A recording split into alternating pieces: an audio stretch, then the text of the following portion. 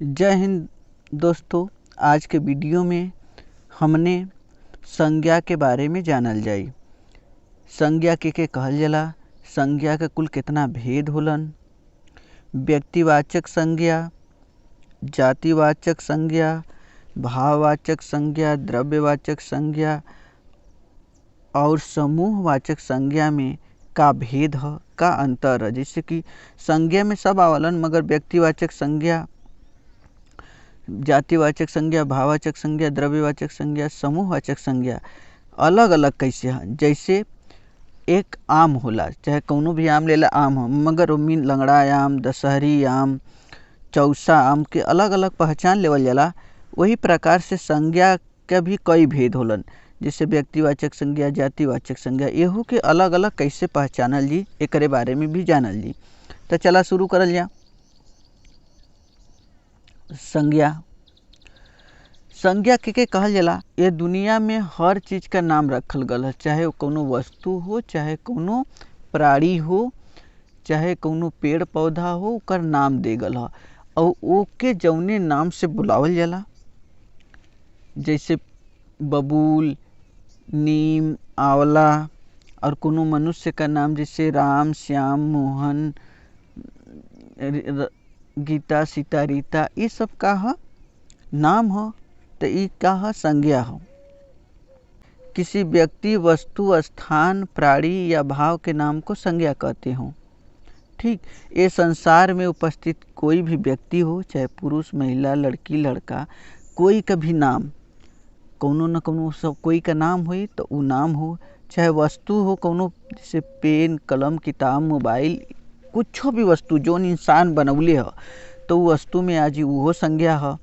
स्थान का नाम, जहाँ जहाँ मनुष्य जौने जौने स्थान पर आला ओकर न कोनो नाम हो तो उहो का है संज्ञा है।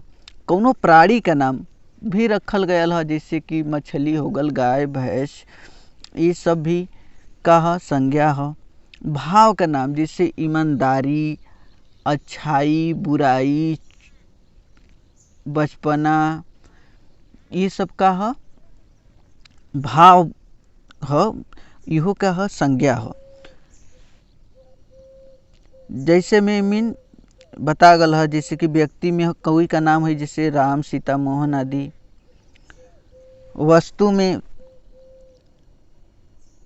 वस्तु में तोहार हो गल पेन, कार, किताब, घर आदि वस्तु वाले में।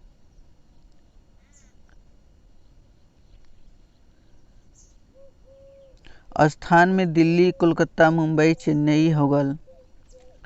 प्राणी में मनुष्य, गाय, भैंस, बंदर, पहले ही हम बता चुकली।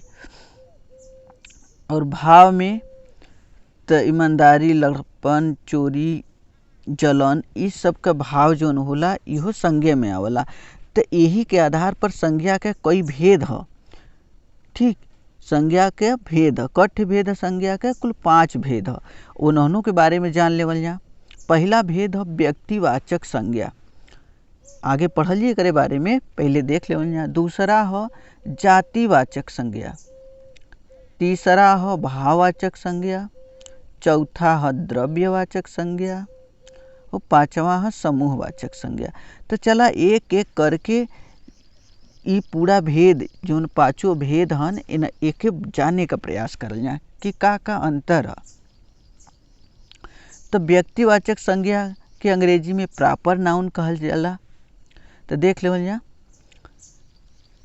व्यक्तिवाचक संज्ञा में कोई के विशेष व्यक्ति, जैसे राम, श्याम, मोहन हो गल, कोनो विशेष स्थान जैसे आगरा, कलकत्ता, मुंबई, विशेष प्राणी जैसे गाय, भैंस, ये सब वस्तु, विशेष वस्तु जैसे पेन, कलम आदि का बोध होला। व्यक्तियों का नाम जैसे राम, श्याम, मोहन, ये का व्यक्तिवाचक संज्ञा, व्यक्तिगत का बात होता है। यहाँ कोई राम, एक कोई अगर स्कूल में कोनो राम नाम का लड़का हो तो वह राम वही के बारे में होता, और एक दूसरा राम हो तो वो अलग व्यक्ति हो, और कोई श्याम नाम का हो तो अलग व्यक्ति हो। स्थान का नाम हो गल, जैसे वाराणसी एक स्थान हो।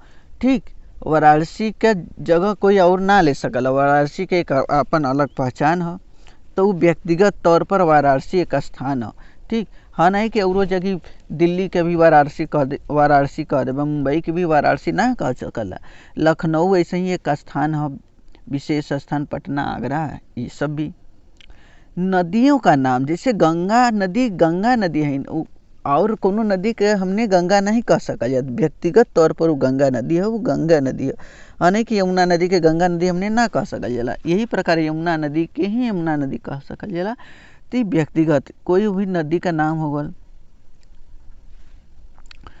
पर्वतों के नाम, पर्वत का नाम हो गल, जैसे हिमालय हो तो हिमालय रही ना, और तो कोनो के एल्टलस पर्वत के, एंडीज पर्वत के तो हमने हिमालय ना कह देवल जी, तो व्यक्तिगत हो, व्यक्तिवाचक संज्ञा, यही से एक व्यक्तिवाचक संज्ञा। पर्वतों के नाम के भी व्यक्तिवाचक संज्ञा में, विश्व में जितना भी पर्वत हो कितना हो व्यक्तिवाचक संज्ञा। विश्व में जितनी नदी का नाम हो, ठीक, नदियां हैं, ओकर नाम भी का हो व्यक्तिवाचक संज्ञा में। स्थान, विश्व में जितना भी स्थान हो, बतावा सोच ले कितना स्थान हो, वो व्यक्तिवाचक संज्ञा में।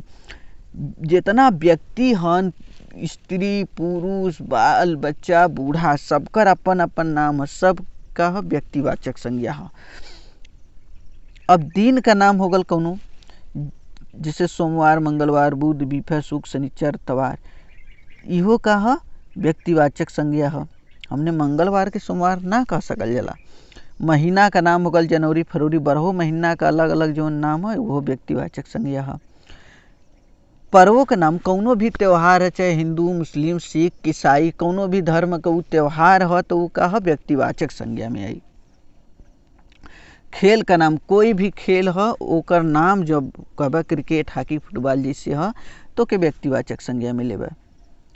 इमारत का नाम, कोनो इमारतन का नाम है, जैसे लाल किला, ताजमहल, कुतुब मीनार, बुलंद दरवाजा, चार मीनार, ये सब जोन जोन हन ये व्यक्तिगत हो, ओकरे स्थान पर कोई औरो चीज़ के लाल किला ना कह सकल। तो यही से लाल किला भी, ये सब भी कहा। ऐसा जितना भी विश्व में इमारत हन, जैसे एफिल टावर हो गल, बुर्ज खलीफा हो गल, इहो व्यक्तिवाचक संज्ञा में आई।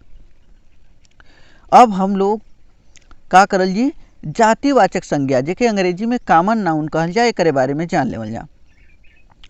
तो परिभाषा देख ला, व्यक्तिवाचक जातिवाचक संज्ञा।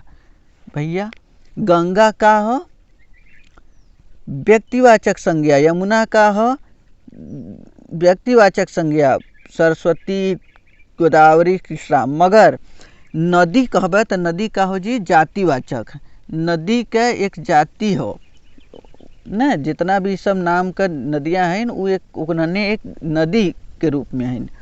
ऐसे ही जितना सागर हन, सागर एक जातिवाचक संज्ञा है।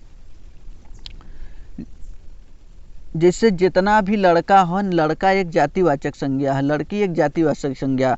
लड़का में राम, श्याम, मोहन, सब लोग के जाति है, एक जाति है। कौन जाति है? लड़का जाति है। जैसे राधा, मीरा, ममता, बबीता, ये सब नाम हो तो ये लोगन कौने चीज़ में ही है? लड़किन में। तो लड़की का होगल एक जाति होगल, तो ओके जातिवाचक। और पर्वत जितना हो गइलन, पर्वत भी एक जाति होला, पशु भी एक जाति होला। पशु में गाय, भैंस, बैल ये सब आज हैं, तो पशु का होगल जातिवाचक। अध्यापक, बताओ विश्व में कितना अध्यापक, अध्यापन का काम करे वाला लोग हुई हैं, तो उनकर जाति का है अध्यापक। देश, जितना भी देश हो न, जैसे भारत, पाकिस्तान, नेपाल, भूटान, ये सब देश हैं, तो देश का जब नाम रही भारत तो ये व्यक्तिवाचक संज्ञा, पाकिस्तान व्यक्तिवाचक संज्ञा। मगर देश अगर शब्द आ जी तो देश रही तो का हो जी जातिवाचक। गांव का हो जी जातिवाचक। लड़की, लड़का, नगर बा, सड़क बा, कार बा, बस बा, रेल बा, ये सब जातिवाचक संज्ञा में।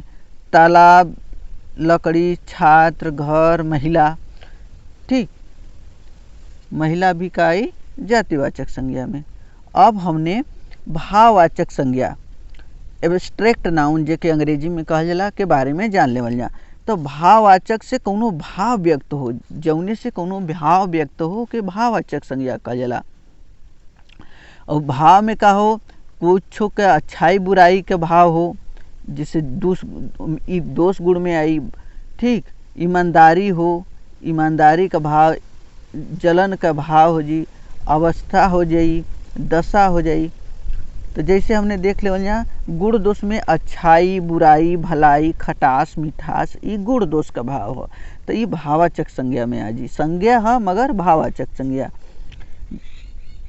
गुण भाव में क्रोध, जलन, मोह, लोभ, सुख, दुख, ये सब का जी भाव है। सुख का भाव है, दुख का भाव है, तो ये भाववाचक संज्ञा है। अवस्था में जैसे बचपन, बुढ़ापा, युवा अवस्था, गरीबी, अमीरी, ई का अवस्था, गरीबी के अवस्था है, बचपन अवस्था है, युवा अवस्था है, गरीबी का अवस्था है, अमीरी का अवस्था है, ये भाववाचक संज्ञा में आवाला।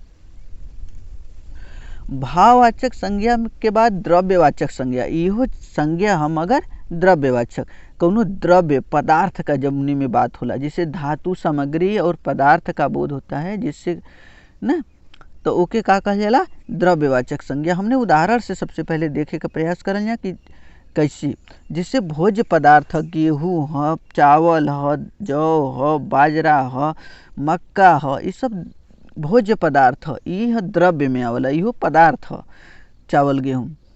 और ठोस पदार्थ में ना द्रव्य है, ठोस पदार्थ भी एक द्रव्य है, जैसे सोना, चांदी, लोहा। बतावा लोहा से तो का नहीं होता, हर चीज़ लगभग लोहे से तो बना था आजकल के समय। सोना महिलन के श्रृंगार सामग्री बदे, चांदी भी, तांबा, ये विद्युत का सामग्री बनाए के काम में आवेला।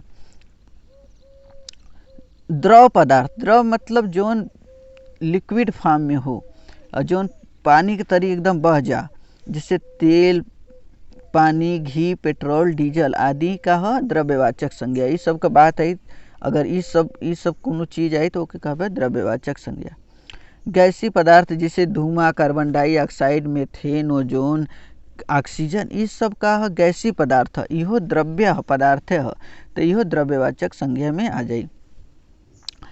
अब हमने क्या करल यहाँ, अब समूहवाचक संज्ञा के बारे में। कलेक्टिव नाउन, कलेक्टिव नाउन जोन समूह के व्यक्त करे, जैसे एक झुंड का बात हो कहीं पर, तय समूह समुदाय का बात, जैसे हो जनता हो गल।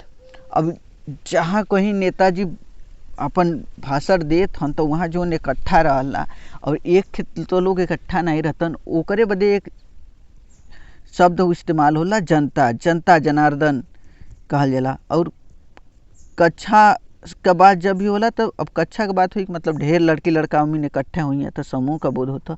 गुच्छा जैसे अंगूर का हो गल या कोनो चीज़ का गुच्छा हो गल, तो इससे पता चला ढेरे अंगूर उम्मीन हुई हैं। सभा हो गल, सभा में भी ज़्यादा लोग रहलन, समिति भी रहला तो उम्मीन बहुत लोग रहलन, एक साथे का बोध होता कि उम्मीन ज़्यादा लोग हुई हैं। परिवार में भी एक लोग से परिवार बनत नहीं, ढेर लोग होलन। आयोग, पुलिस, सेना, यही प्रकार से समूहवाचक संज्ञा है। तो यही के साथ आज का वीडियो का अंत होता।